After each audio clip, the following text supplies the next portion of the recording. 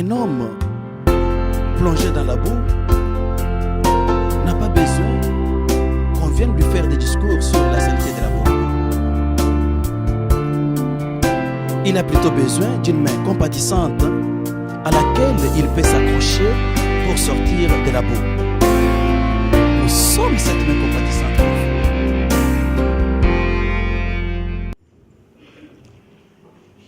Nous allons prier.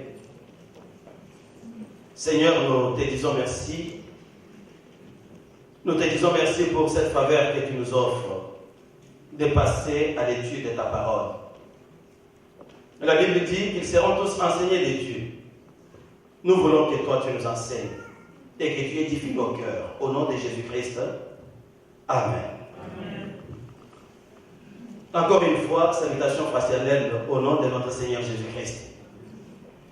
Dimanche passé, l'ancien Janvier nous a entretenus sur le récit de la conversion de Corneille et nous avons été édifiés avec beaucoup de points importants, entre autres l'interpellation à renouveler notre culte familial, sans compter l'interprétation à développer un regard positif envers nos frères et nos sœurs, à développer notre piété, à la soutenir par une vie de prière, à la soutenir par des dons.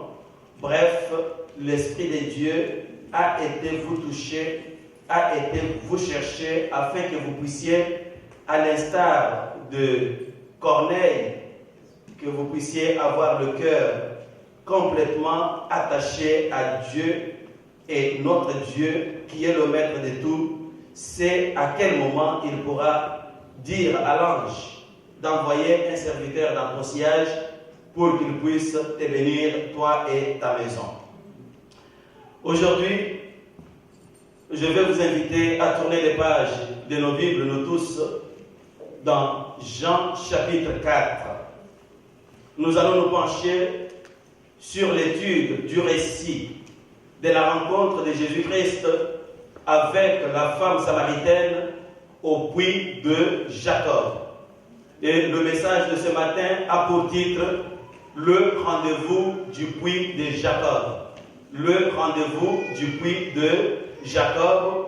Et mon objectif est de vous encourager à vous convertir à Dieu et à devenir un instrument pour la conversion de plusieurs autres personnes. Je répète, le message de ce matin a pour titre « Le rendez-vous du puits de Jacob ». Et mon objectif, c'est de vous encourager à vous convertir réellement à Dieu et à devenir entre ses mains un instrument de conversion pour le salut des autres. 3, la Bible dit que alors Jésus quitta la Judée et retourna en Galilée. Comme il fallait qu'il passe par la Samarie, il arriva dans une ville de Samarie nommée Sychar, près du champ que Jacob avait donné à Joseph son fils. Verset 7. Une femme de Samarie vint puiser de l'eau et Jésus lui dit « Donne-moi à boire ». Verset 9. La femme samaritaine lui dit « Comment toi, qui es juif, me demandes-tu à boire, à moi qui suis une samaritaine ?» Verset 10, Jésus lui répondit « Si tu connaissais les dons de Dieu, et qui est celui qui te dit « Donne-moi à boire », tu lui aurais quand même demandé à boire, et il t'aurait donné de l'eau vive. » Verset 11, la femme lui dit « Tu n'as rien pour puiser, et le puits est profond. D'où aurais-tu cette eau vive ?» Verset 13, Jésus lui répondit « Quiconque boit de cette eau aura encore soif, mais celui qui boira de l'eau que je lui donnerai n'aura jamais soif.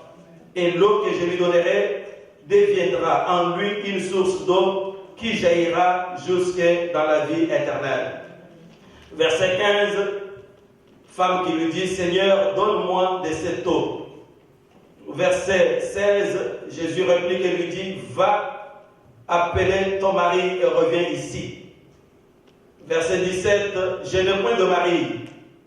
Jésus lui dit, tu as raison de dire que tu n'as point de mari, car tu en as eu 5.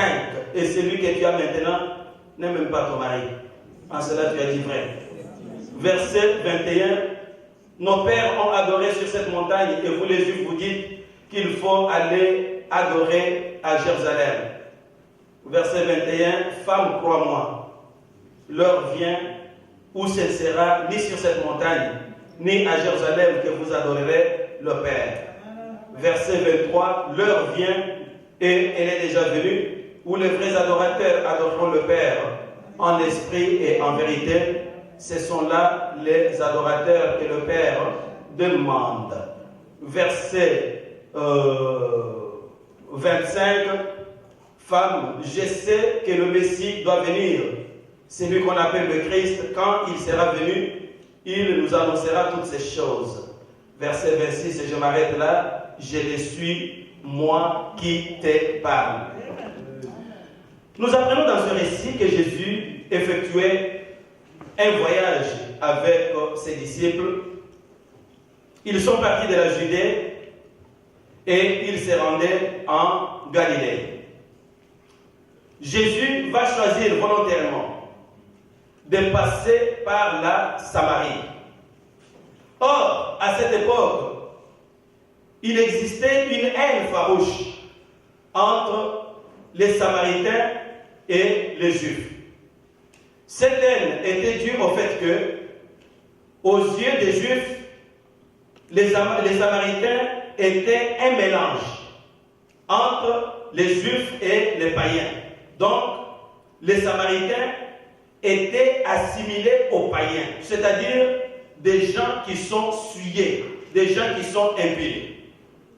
Les Juifs les méprisaient tellement que, pour se rendre en Galilée, la Galilée se trouve au nord d'Israël, à la frontière de la Syrie et du Liban actuel. Mais la Judée se trouve au sud. Entre la Galilée et la Judée, il y a la Samarie. Et le bon raccourci, c'est de quitter directement la Judée, de traverser la Samarie et d'arriver en Galilée. Mais parce que les Juifs détestaient les Samaritains, ils ont développé l'habitude de ne même pas traverser par le territoire samaritain, en se disant que si vous traversez par la Samarie, vous serez souillés parce que ce territoire est souillé comme ses habitants. Et à la place, ils préféraient faire un détour en passant par la Pérée et par la Décapole pour pouvoir arriver en Galilée, c'est-à-dire en rallongeant leur voyage afin de ne pas entrer en contact avec les Samaritains. C'est dans cette atmosphère que Jésus-Christ va lui faire la différence et décider, contrairement aux normes, contrairement aux barrières culturelles de son époque, il va décider, lui, de passer par le territoire samaritain pour se rendre en Galilée. Cette décision ou ces gestes de Jésus-Christ nous enseignent beaucoup de choses. Ce geste nous enseigne que, avec l'avènement de notre Seigneur Jésus-Christ, toutes les barrières culturelles sont appelées à disparaître.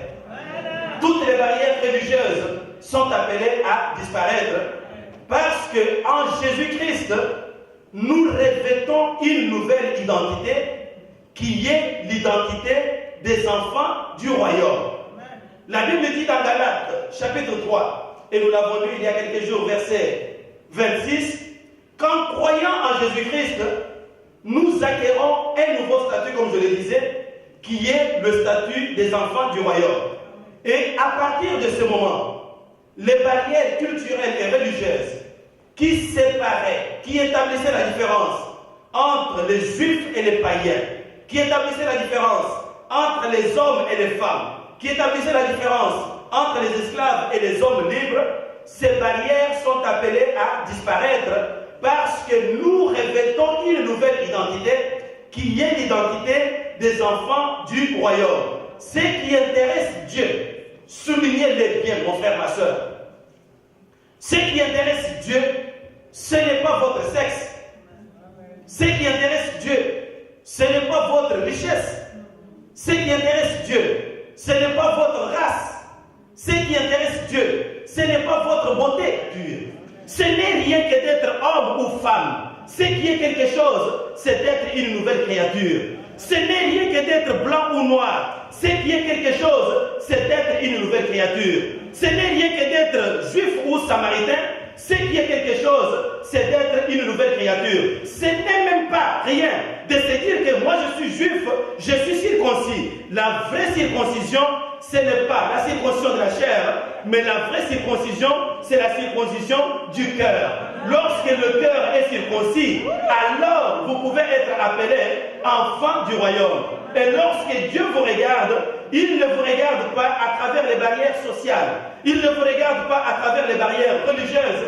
Il ne vous regarde même pas à travers les barrières culturelles. Jésus-Christ va aller au-delà des barrières établies. Il va traverser le territoire des Samaritains. Il va traverser ce territoire parce qu'il avait un important rendez-vous avec une femme. Mais la femme l'ignorait.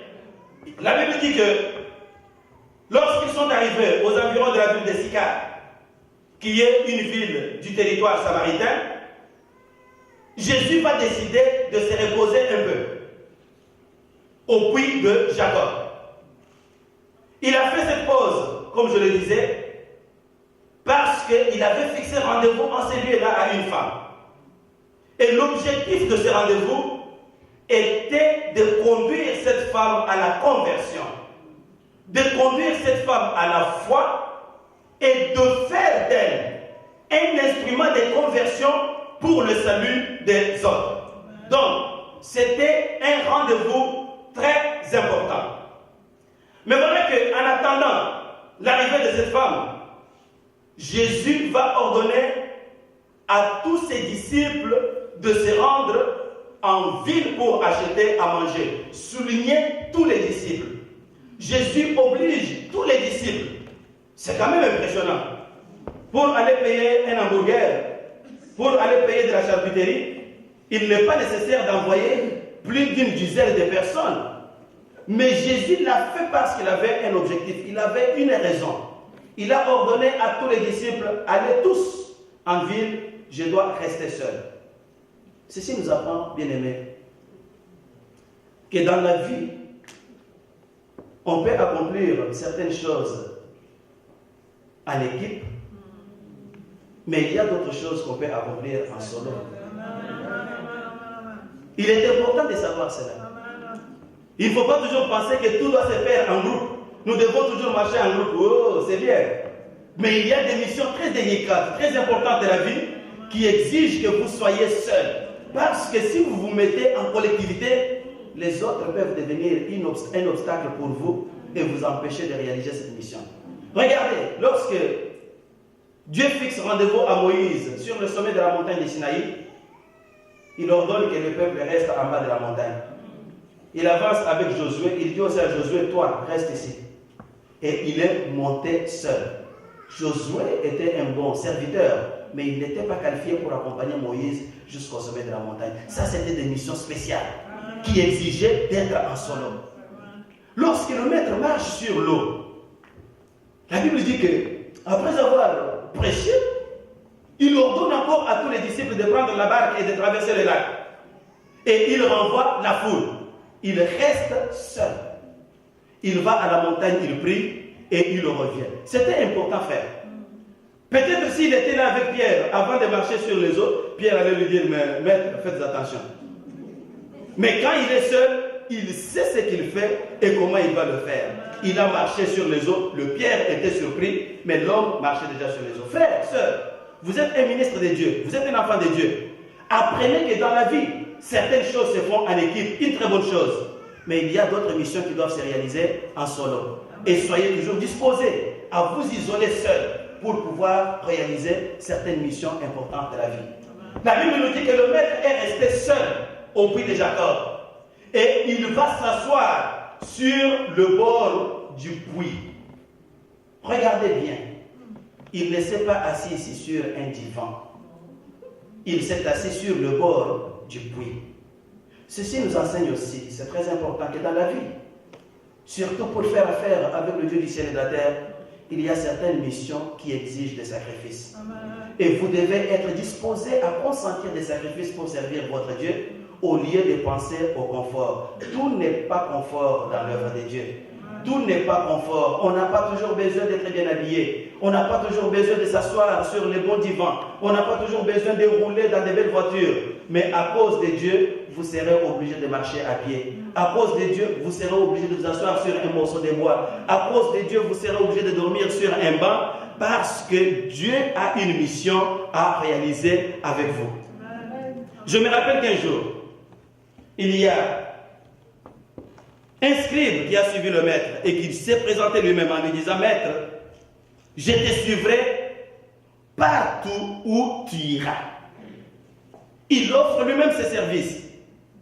Mais Jésus le regarde et lui dit: Scribe, les renards ont des tanières. Les oiseaux du ciel ont des nids. Mais le Fils de l'homme, il n'a pas où reposer sa tête. C'est un sans-abri.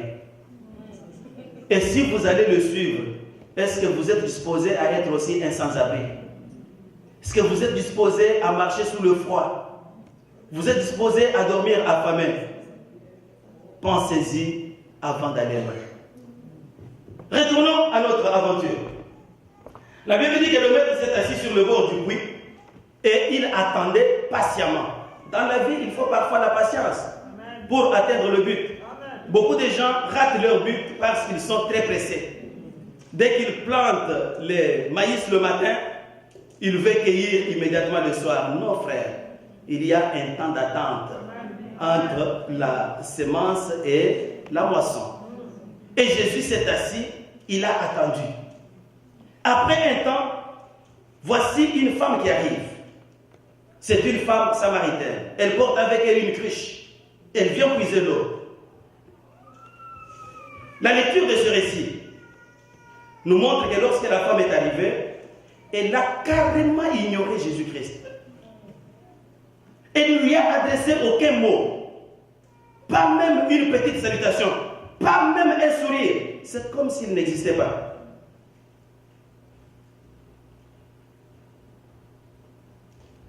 Mais la Bible nous dit que le Fils de l'homme, malgré l'indifférence de cette femme, a choisi d'initier le dialogue avec elle. Il a choisi d'initier la conversation. Cela nous apprend beaucoup de choses. Cela nous apprend que même si vous ignorez Jésus-Christ, non, lui ne vous ignore pas. Même si vous lui manifestez de l'indifférence, lui ne vous manifeste pas de l'indifférence. Même si vous le boudez, non, lui ne vous boude pas, frère. Même si vous l'injuriez, la Bible dit, injurier, il n'a pas rendu d'injure. Même si vous l'injuriez, qu'il a eu une femme, qu'il a fait des enfants, qu'il est ceci, c'est un aventurier, il ne vous injuriera jamais. Par contre, lui va continuer à vous aimer et à vouloir votre bien. Amen. La Bible nous dit qu'il a pris l'initiative d'adresser un mot à cette femme. Il lui a dit: femme, donne-moi à boire. La femme lui répond avec une question. Comment se fait-il que toi qui es juif, tu te donnes le courage de me demander de l'eau, à moi qui suis une femme, et une femme samaritaine? Si cette femme était une quinoise, elle dirait: comment oses-tu paiement? Comment oses-tu kilo? Donc, comment tu as eu le poids? Comment se fait-il que tu as eu ce courage-là? Quand je suis arrivé, c'est ce que je t'ai regardé. Non! J'étais ignoré, toi. Mais comment tu as pu avoir le courage de me demander de l'eau à moi qui suis une femme? C'est-à-dire que vous, les Juifs, vous dénigrez les femmes. Je sais cela. Et à moi qui suis une Samaritaine, vous, les Juifs, vous dénigrez les Samaritains. Un double péché. Je suis femme, je suis Samaritaine. Comment se fait-il que toi, tu as pu avoir le courage de me demander de l'eau? Le roi de gloire me regarde et dit que, femme, tu ignores quelque chose. Si tu connaissais les dons de Dieu, et si tu connaissais qui est celui qui te dit, donne-moi de l'eau, femme, tu te serais précipité, toi, à lui demander de l'eau. Et contrairement à toi, lui ne t'aurait pas refusé de l'eau. Il t'aurait donné de l'eau vive, pas de l'eau du puits.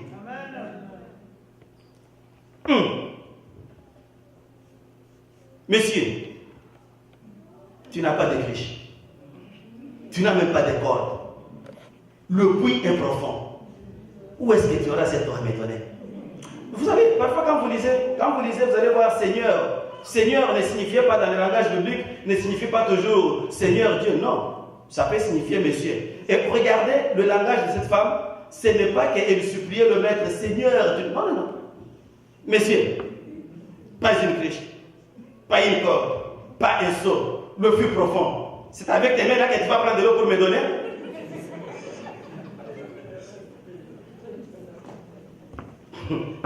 Amen, l'église. Et au verset 12, la femme ajoute: est-ce que toi tu es plus grand que notre père Jacob, qui a donné ce puits, qui nous a donné ce puits, et qui en habite lui-même, ainsi que ses fils et ses troupeaux? Toi, tu es plus grand que Jacob. C'est parce que les Samaritains se considèrent être la descendance de Joseph.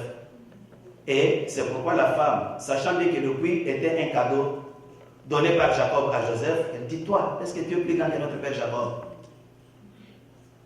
Ici, la femme utilise ce que moi j'appelle le syndrome de la diversion par comparaison. Vous savez, quand quelqu'un ne veut pas répondre à ta question, et il faut toujours faire attention avec ça, le syndrome de la diversion par comparaison. Tout le monde pêche. Quand quelqu'un dit tout le monde pêche, ce n'est pas parce que tout le monde pêche, c'est parce qu'il veut couvrir son péché à lui. Il dit que si tout le monde le fait, moi aussi je dois le faire. Hein? Mais tout le monde arrive en retard. Mais tout le monde arrive. Non, il n'est pas question de tout le monde ici. Il est question de toi. Ça, j'appelle ça le syndrome de diversion. On veut vous divertir. Vous parlez avec quelqu'un, il commence à faire des comparaisons. Oh, mais tous les Chinois là, est-ce qu'ils auront tous en affaire? Ce n'est pas ton problème, frère. Dieu a besoin de ton cœur aujourd'hui et maintenant. Le problème des Chinois, c'est leur problème. Tu n'as pas à amener la comparaison ici pour répondre à la question qui t'est posée à toi. Faites attention avec ce syndrome. Faites très attention, frères et sœurs bien-aimés. La femme a voulu détourner le regard de Jésus-Christ en lui disant: est-ce que toi tu es plus grand que notre père Jacob? Jésus ne s'était pas comparé à Jacob. Jésus t'a seulement dit: femme, donne-moi de l'eau. Tu as refusé. Jésus t'a dit que femme, si tu me connaissais moi, et si tu connaissais les dons de Dieu, c'est toi qui m'aurais demandé de l'eau. Est-ce que toi tu es comme notre père Jacob? Mais si Abraham, qui était le père de Jacob, a tréjailli de joie quand il a vu mon jour, et Jacob, quand il va me connaître, il est en train de sauter parce qu'il me connaît, mais parce que toi tu ne me connais pas, femme. Jésus ramène la femme, saisit cette diversion pour piquer encore au vif. Il dit à la femme: femme, tous ceux qui vont boire de cette eau du puits de Jacob, ils vont encore avoir soif, ils vont revenir ici pour le chercher. Mais celui qui va boire de l'eau que moi je vais lui donner, celui-là n'aura jamais plus soif. Et en plus, l'eau que je vais lui donner va se convertir en source en dedans de lui-même. C'est-à-dire que lui-même en dedans, il va devenir porteur d'une source d'eau. Donc, il n'aura jamais plus soif. J'ouvre une petite parenthèse ici, frères et sœurs. Il faut savoir qu'ici, il y a deux types d'eau. Il y a l'eau naturelle, qui est l'eau du puits. Et quiconque boit de cette eau-là, il aura encore soif. Mais il y a un autre type d'eau ici, qui est l'eau spirituelle, qui ne peut être que le symbole du Saint-Esprit, le Maître lui-même. Et quand le Saint-Esprit t'est donné, entre dans ta vie, lui, il étanche toute la soif. Tu avais soif d'aller t'enivrer. Lorsque le Saint-Esprit entre en toi, cette soif-là disparaît, frère. Si tu continues quand tu es à la maison, tu dis que non, j'ai soif, il faut que je prenne une. C'est que le Saint-Esprit n'a pas encore pris place. Écoutez, frère, écoutez. Je vous dis la vérité. Et si je ne vous dis pas la vérité, dites-moi, pasteur, déposez le micro, allez vous asseoir. Vous êtes là, vous avez encore soif d'aller voir une petite chérie que tu as laissée au coin de la rue. C'est clair que le Saint-Esprit n'est pas encore là. Même si vous le dites. Vous savez, parfois il y a des gens qui improvisent le Saint-Esprit en eux. L'Esprit de Dieu est ici. L'Esprit de Dieu est ici. Donc, ce n'est pas parce que vous dites que l'Esprit de Dieu est ici que l'Esprit de Dieu est déjà là. Ça, c'est votre souhait. Lorsque l'Esprit descend, il descend de son propre chef.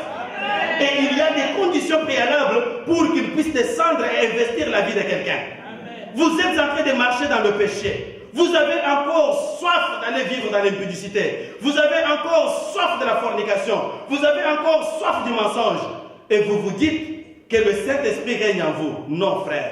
Vous avez bu au puits de Jacob. Voilà pourquoi vous avez encore soif. Mais quand vous boirez au puits du Seigneur, vous n'aurez jamais plus soif parce que la source sera désormais en vous-même. Dites femme, celui qui va boire de cette eau, il aura soif. Mais celui qui va boire de l'eau que moi je vais lui donner, jamais plus, il n'aura jamais soif. Femme sursaute. Parce que les gens aiment toujours leurs intérêts. Regardez bien la réponse de la femme. La femme dit, Seigneur, donne-moi de cette eau. Verset 15. Donne-moi de cette eau afin que. Je vous ai déjà dit que lorsque vous lisez la Bible, et si vous tombez sur la locution conjonctive, afin que, ouvrez de fois les yeux. Parce que ça vous annonce un élément important qui est rattaché à la première principale qui est énoncée. Dit que donne-moi de l'eau. Pourquoi? Afin que, je n'aie plus soif, et deux, que je ne vienne plus ici puiser. Longtemps la cruche sur la tête, elle me pèse. J'ai mal au cou de monter ces montagnes de Sicar pour aller chercher de l'eau. Au moins je serai en repos et je ne viendrai plus ici pour puiser de l'eau. Un besoin charnel. Elle n'a pas compris que le type d'eau qu'on va lui donner est différent du type d'eau du puits de Jacob. Et c'est justement ça, cette apostrophe, cette intervention, c'est justement cela que Jésus-Christ attendait. Je vous ai dit que l'objectif de ce rendez-vous était de conduire cette femme à la conversion et de faire d'elle un instrument pour la conversion de plusieurs autres. Et tout ce que Jésus a fait dans ce dialogue, c'est de l'amener petit à petit vers cette conversion. Et Jésus voulait l'amener à exprimer cette soif, à dire Seigneur, donne-moi de cette eau. Mais Jésus lui dit, femme, ça ne se donne pas comme ça. Ce n'est pas le puits de Jacob où n'importe qui peut venir. Il plonge sa cruche, il prend de l'eau et il part. Ici, femme, il y a des conditions. Ça ne se donne pas comme ça, femme. Va d'abord appeler ton mari et amène-le ici. Après, je vais vous donner à vous deux. C'est une eau qui est donnée à deux à la fois. La femme crie, non, je n'ai pas de mari. Il dit, femme, au moins pour une fois, tu as dit la vérité. C'est vrai que tu n'as pas de mari. Parce que tu en as eu 5. Et celui que tu as laissé à la maison là. Hein? Amen. Celui qui est resté à la maison en pagne, qui vous attend, il n'est pas ton mari. Il a... Est-ce que quelqu'un peut donner une acclamation? Femme, tu en as eu 5. Tous ces 5 n'étaient pas tes maris. Et même le 6e qui est à la maison, il n'est pas ton mari. Tu as fait un coup d'état à quelqu'un d'autre qui est resté en train de gémir, qui est resté en train de pleurer. Les enfants sont en train de chercher papa, ils ne peuvent pas voir papa parce que toi, tu l'as maîtrisé ici. Il n'est pas ton mari. La femme sursaute. Oh, tu es prophète. Pourquoi tu es prophète? C'est parce qu'elle savait bien que les prophètes, ce sont des envoyés de Dieu et ce sont eux qui ont la capacité de lire les secrets qui sont cachés dans le cœur. Et quand Dieu lui a révélé son secret, la femme a commencé à se placer sur l'autoroute de la foi. Elle a dit, hé, toi, tu es un prophète. Je m'arrête un peu là. La première chose que j'aimerais fixer dans votre esprit, à travers ce rendez-vous du puits de Jacob, c'est que, mon frère, ma soeur, vous ne pouvez pas bâtir une relation personnelle avec Christ si vous n'avez pas au préalable fait le ménage dans votre cœur. Je répète, personne ne peut bâtir une relation personnelle, une relation solide, une relation stable. J'insiste beaucoup sur la stabilité. Vous trouverez dans la foi beaucoup de gens qui ont dansé, qui ont sauté, mais après quelques temps, ils disparaissent. Le tam-tam qu'il jouait, il n'est plus joué. Et lorsque vous cherchez à voir qui il est devenu, il ramène le syndrome de diversion par comparaison. Je ne suis pas le premier, les autres sont partis. Frère, je suis là. Frère, je viens, je suis là. Nous sommes ensemble en esprit. Non, frère. Il y a un problème très sérieux. Le problème, c'est que la relation que vous aviez bâtie avec votre Seigneur avait sauté quelque chose d'important. C'est ce que Amazon a appelé ici le défrichement. Donc, le terrain n'a pas été défriché. C'est ce que moi j'appelle la décontamination. Vous n'avez pas décontaminé votre cœur. Vous savez, ici à Montréal, si vous voulez payer un terrain pour bâtir un bâtiment, un beau bâtiment, la ville va vous demander si le terrain a été décontaminé. C'est-à-dire, on doit regarder s'il y avait de l'essence, s'il y avait des immondices. Il faut décontaminer, rendre le terrain propre afin que l'édifice puisse être acceptable et vivable. Mais il y a des gens qui s'imaginent que, avec quantité des immondices qui sont dans leur cœur, ils peuvent appeler le Seigneur et dire « Seigneur, trouve-toi une place au milieu de ces immondices et vis. » Non, frère. Personne ne peut bâtir une relation pure, une relation stable, une relation acceptable avec Dieu s'il ne prend pas le temps de faire le ménage dans son cœur. S'il ne prend pas le temps de séparer ce qui est profane de ce qui est saint. S'il ne prend pas le temps d'enlever toutes les immondices, de défricher le terrain, d'enlever les épines, d'enlever les morceaux de bois et de métal, pour que le terrain devienne favorable et habitable. Le roi de gloire ne peut pas venir habiter au milieu des immondices. Il fallait qu'il révèle cette vérité à la femme. Parce que beaucoup de gens commettent l'erreur de s'imaginer qu'ils ont le Seigneur Jésus-Christ avec eux et de s'imaginer que Jésus vit à côté de leurs péchés. Non. C'est soit le péché qui vit en vous, ou soit le Seigneur Jésus-Christ. Mais comme vous êtes conscient du péché, que le péché est en vous, vous ne pouvez pas mentir, je vous demande de tirer la conclusion, donc Jésus-Christ n'est pas en vous. Amen. Ne vous trompez pas, ne dites pas que Jésus est aussi en moi et le péché c'est aussi en moi. Non, les deux ne peuvent pas vivre ensemble. Impossible, mon frère, ma soeur, de bâtir cette relation. La raison pour laquelle Jésus-Christ va ramener la femme à faire l'expérience de son état de péché, à comprendre que oui, je suis pécheresse, j'ai laissé un homme qui n'est pas mon mari à la maison, et voici tel autre péché, tel autre péché, tel autre péché. Ça, c'est le point de départ pour que le cœur puisse être nettoyé et le cœur être disponible à accueillir le roi de gloire. Pierre disait ceci aux Juifs le jour de Pentecôte que repentez-vous, que chacun de vous soit baptisé au nom du Seigneur Jésus-Christ et vous recevrez le don du Saint-Esprit. Important parce que le don du Saint-Esprit n'est pas donné avant la repentance. Et la repentance, c'est ce que j'appelle ici le ménage qu'on fait dans le cœur, la décontamination que vous faites de votre cœur pour le rendre acceptable par le Maître et vivable. Il faut que chacun se reconnaisse être pécheur s'il a péché. Si quelqu'un ne se reconnaît pas pécheur, le salut de Dieu ne peut pas entrer dans sa maison. La Bible dit que tous ont péché et tous sont privés de la gloire de Dieu. Mais comment ils parviennent au salut? Ils parviennent au salut juste en reconnaissant que j'ai péché. Puisque si tu ne reconnais pas que j'ai péché, comment alors auras-tu besoin d'un sauveur qui peut te sauver?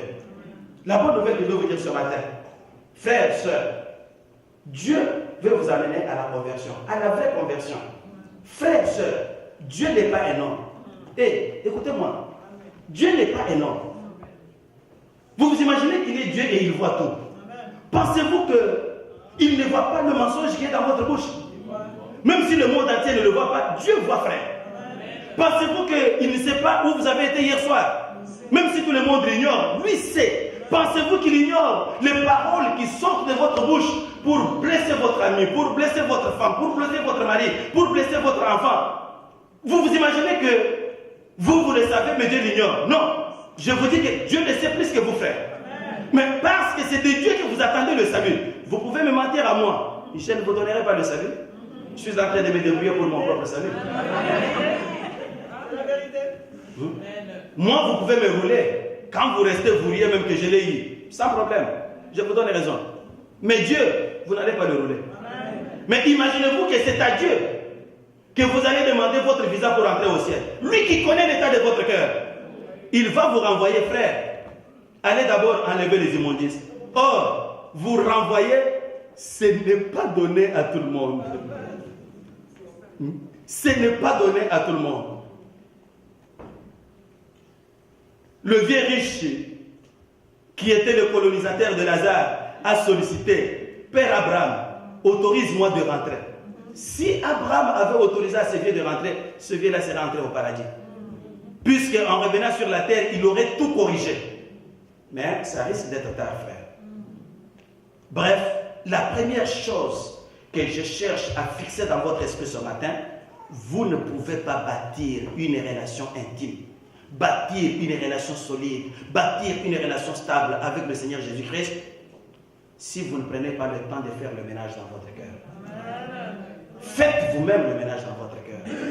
Enlevez tout ce que Dieu n'accepte pas. Enlevez l'hypocrisie. Enlevez l'idolâtrie. Enlevez l'adultère. Enlevez l'ivrognerie. Enlevez le mensonge. Enlevez, frère. Enlevez. Débarrassez-vous de toutes ces choses-là. Devenez purs. Et le Seigneur va se manifester dans votre vie. La deuxième chose, ou la deuxième vérité, que je verrai fixer dans votre esprit encore ce matin, à partir de notre rendez-vous du puits de Jacob, c'est que, à partir du moment où la parole a été faite chair, les temps ont changé. Amen. Je répète. Amen. À partir du moment où la parole a été faite chair, à partir du moment de l'ère messianique, les temps ont changé. La femme dit ceci à Jésus-Christ, que nos pères ont adoré à cette montagne. Mais vous les Juifs, vous dites qu'il faut aller jusqu'à Jérusalem pour adorer. Le maître lui dit que femme, crois-moi. En d'autres termes, femme, je te le jure. En d'autres termes, en vérité, femme, je t'ai dit quelque chose de profond. L'heure vient où ce ne sera ni à cette montagne de Garizim, où vous, les Samaritains, vous allez adorer, ni même à Jérusalem. L'heure vient où les vrais adorateurs vont adorer le Père en esprit et en vérité. Et ce sont là les adorateurs que le Père recherche. Vous vous trompez de vous imaginer que il faut aller à la montagne pour adorer. N'allez plus à la montagne et retournez, les temps ont changé. Vous vous trompez de penser que c'est à Jérusalem que se trouve Dieu. Une erreur, ma soeur. Les temps ont changé. Il était très important que Jésus-Christ révèle à la femme que les temps ont changé. Car si l'on s'est converti sans comprendre les changements qui viennent avec la conversion, on devra sans doute corrompre sa foi en la ramenant dans les routines anciennes. Si vous vous convertissez aujourd'hui à Jésus-Christ, et si vous ne prenez pas conscience qu'avec l'avènement de Jésus, beaucoup de choses ont changé, pour vous ajuster à ce changement, qu'est-ce qui va arriver? Ce qui va arriver, c'est que vous allez prendre les éléments de la foi et vous allez les ramener à votre ancienne façon d'adorer. Cela va avoir pour conséquence que vous aurez corrompu même la nouvelle conversion que vous venez d'avoir. En d'autres termes, s'il vous arrive par exemple de dire que j'ai cru, comme ce qu'on a vu avec beaucoup de gens que je connais, que vous connaissez aujourd'hui, qui ont accepté le message de l'évangile, qui ont accepté que Jésus-Christ est Seigneur, qui ont même eu la conscience du péché, mais qui se disent, mes frères, moi, je ne peux pas quitter l'église catholique, c'est l'église de mes ancêtres. Ils ont pris ces nouveaux éléments de la conversion, ils les ont ramenés dans leur ancienne coutume religieuse. Et par voie de conséquence, étant donné que dans les coutumes anciennes, vous devez vous adapter à cette ancienne tradition, donc, avec les nouveaux éléments qu'ils ont amenés, ils sont allés s'agenouiller devant les statues. Et par voie de conséquence, ils ont tout corrompu. Je ne sais pas si je me fais bien comprendre. Lorsque, à l'époque de Paul, il y a eu des Juifs qui se sont convertis au message de l'Évangile. Mais comme ces Juifs n'avaient pas compris que les temps ont changé, ils ont cherché maintenant à ramener le christianisme dans le judaïsme, en imposant aux païens d'associer à la foi chrétienne la pratique de coutumes juives. Pourquoi ils faisaient cela? C'est parce qu'ils n'avaient pas compris que les temps ont changé. Je vais vous donner l'exemple du vieux Naaman. Il a quitté la Syrie, il est allé se faire guérir par le prophète en Israël. Mais lorsqu'il rentre dans son pays, alors qu'il a été témoin de la démonstration de la puissance et de la gloire de Dieu dans sa vie, à cause du fait qu'il était encore rattaché à ses anciennes pratiques religieuses, lui, en compagnie de son roi, ils sont allés dans le temple d'idole pour pouvoir adorer. Il n'avait pas compris que les temps avaient changé dans sa vie. Frère, à partir du moment où Jésus-Christ est venu sur la terre, les temps ont changé. Même les conditions de qualification des adorateurs ont changé ou ont changé. Ici, on n'a plus besoin des adorateurs qui vont à la montagne ou qui vont aller dormir affamés, hypocrites. On n'a pas besoin non plus des adorateurs qui vont à Jérusalem pour se soumettre à des formalités religieuses. Ici, la Bible dit que on a besoin d'un nouveau type d'adorateurs. Ce sont les adorateurs qui sont capables d'adorer Dieu, un, en esprit, deux, en vérité. Mais si vous ne comprenez pas cela, vous risquez d'avoir la foi, mais d'aller adorer selon les pratiques et les coutumes anciennes. La Bible dit ceci, qu'on ne met pas du vin nouveau dans des vieilles outres. Il y a un danger, frère. Si vous mettez du vin nouveau dans des vieilles outres, un, vous allez perdre votre vin, et deux, vous allez perdre même ces vieilles outres que vous pouvez garder comme des objets d'art dans votre maison. Donc, quand le vin nouveau arrive, vous devez absolument prendre la précaution de changer les autres pour vous adapter aux exigences de ces temps nouveaux qui arrivent. Femme, l'heure vient, et elle est déjà venue, où on ne devra plus adorer le Père à la montagne. L'heure vient, elle est déjà venue, où on ne doit pas aller à Jérusalem pour adorer le Père. Dieu n'a pas besoin des Juifs pour l'adorer. Dieu n'a pas besoin des catholiques, des pentecôtistes, des protestants, des méthodistes, des mennonites.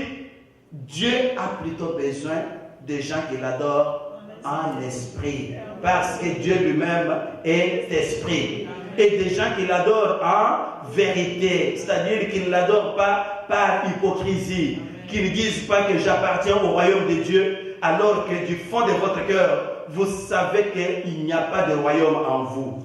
Si vous êtes hypocrite, votre adoration ne peut pas arriver auprès de notre Dieu. La Bible dit que quand j'étais enfant, je parlais comme un enfant. Quand j'étais enfant, je mangeais comme un enfant, je mangeais la bouillie. Quand j'étais enfant, je marchais comme un enfant. Je marchais en tâtonnant. Mais quand je suis devenu adulte, j'ai fait disparaître tout ce qui était de l'enfance. Pourquoi? Parce que j'ai compris que les temps ont changé. Frères, sœurs, comprenez qu'en Jésus-Christ, les temps ont changé. Les types d'adorateurs ont changé. Les types d'habitudes ont changé. C'est comme un homme marié qui est marié, mais qui continue à se comporter comme un célibataire. Il n'a pas compris que le temps où j'étais célibataire est déjà dépassé. Maintenant, je suis marié. C'est comme un père de famille. Il est déjà un père de famille, mais il continue à se comporter comme un délinquant. Non, le temps où vous étiez délinquant est passé. Maintenant, vous êtes père de famille. Si vous ne prenez pas vos responsabilités, on va vous accuser de négligence criminelle. Femme, l'heure vient, et elle est déjà venue, où les vrais adorateurs doivent adorer le Père en esprit et en vérité. Je vais m'arrêter là, on continuera prochainement. Deux choses sur lesquelles je plaçais votre accent, j'ai fixé votre attention ce matin. Des choses que vous ne devez pas oublier. Première chose, vous ne pouvez pas bâtir une relation stable avec notre Seigneur Jésus-Christ si vous ne prenez pas le temps de faire le ménage dans votre cœur. Et deuxième chose, vous devez comprendre que le temps a changé. Et parce que le temps a changé, ce n'est pas le type d'adorateurs qui sont commandés par les anciennes coutumes religieuses que vous devez être aujourd'hui, mais vous devez devenir un adorateur selon les nouveaux principes que l'Esprit de Dieu a établis, c'est-à-dire un adorateur en esprit, un adorateur en vérité. Vous devez comprendre que parce que le temps a changé, vous devez changer vos vieilles outres pour pouvoir accueillir le vin nouveau qui n'est ici que le symbole de l'Esprit de Dieu. Et alors, vous serez agréable à notre Dieu. Je vais vous inviter à vous tenir debout. Nous allons prier.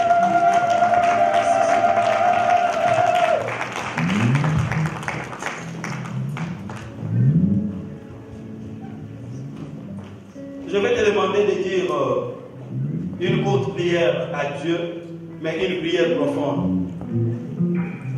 Tu as suivi la première partie du dialogue de cette femme avec le maître. Tu as suivi ce que le maître a fait pour mettre sa vie à nu et l'amener à prendre conscience de son état de pécheur. C'est en prenant conscience de votre état de pécheur que vous serez à mesure de changer pour laisser Christ entrer dans votre vie et vous commander. Vous avez vu comment le maître l'a amené à comprendre qu'elle doit se détacher des anciennes coutumes religieuses pour répondre aux nouvelles exigences de la nouvelle foi en Jésus-Christ de Nazareth. Je reste convaincu que l'Esprit de Dieu vous parle. En raison de ce que le Saint-Esprit vous dit, vous allez élever votre voix et vous allez prier. S'il est question de faire votre ménage, faites-le, frère. Vous ne savez pas ce qui va vous arriver en partant d'ici. S'il est question que vous puissiez déloger des choses que moi j'ai appelées ce matin des immondices, ne regardez pas à côté, ne regardez pas un ami, faites-le avec votre cœur tout entier. Vous ne savez pas si vous aurez encore l'occasion de le faire.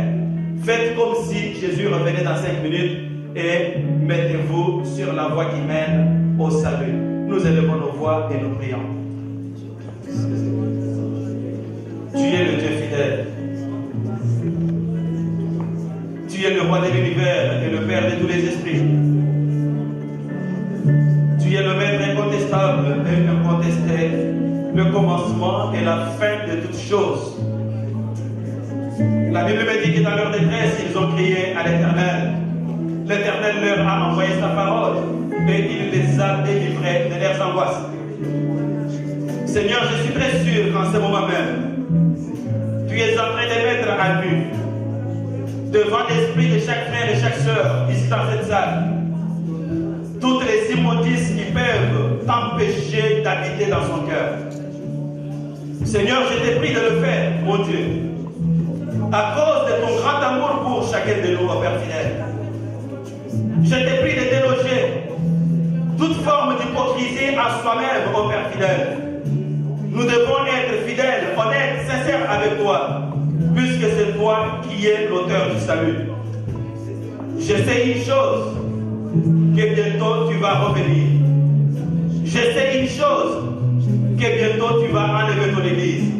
Je sais une chose, que ne seront pas enlevés que ceux qui auront gardé leur cœur pur. Fais-nous grâce de garder notre cœur pur, afin que nous puissions participer à ce rendez-vous désert. Au nom de Jésus-Christ. Alléluia.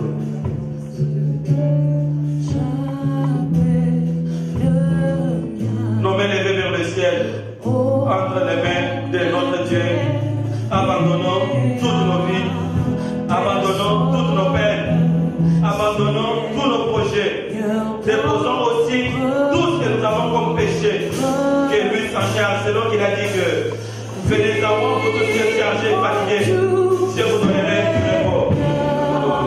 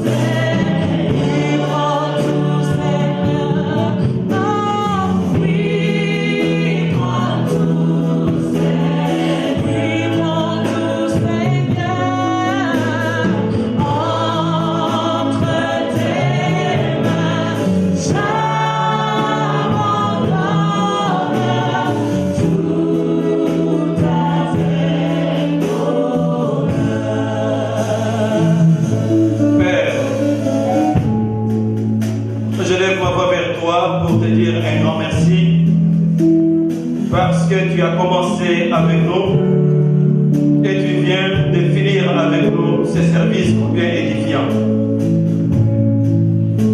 Que ton regard paternel soit maintenant fixé sur chacun de mes frères, chacune de mes sœurs, et que tu répandes sur nous tous toutes les bénédictions d'Abraham, afin que tout ce que nous vont toucher cette semaine et dans les jours qui viennent puisse réussir et te donner gloire. Couvre-nous de ton sang. Bénis pour nous cette semaine. Bénis le séminaire que nous commençons ce vendredi. Bénis chaque frère, chaque sœur. Donne-lui la joie de vivre. Guéris ceux qui sont malades. Console ceux qui sont affligés. Rends la joie au Père à tous ceux qui espèrent en toi. Merci, Dieu fidèle.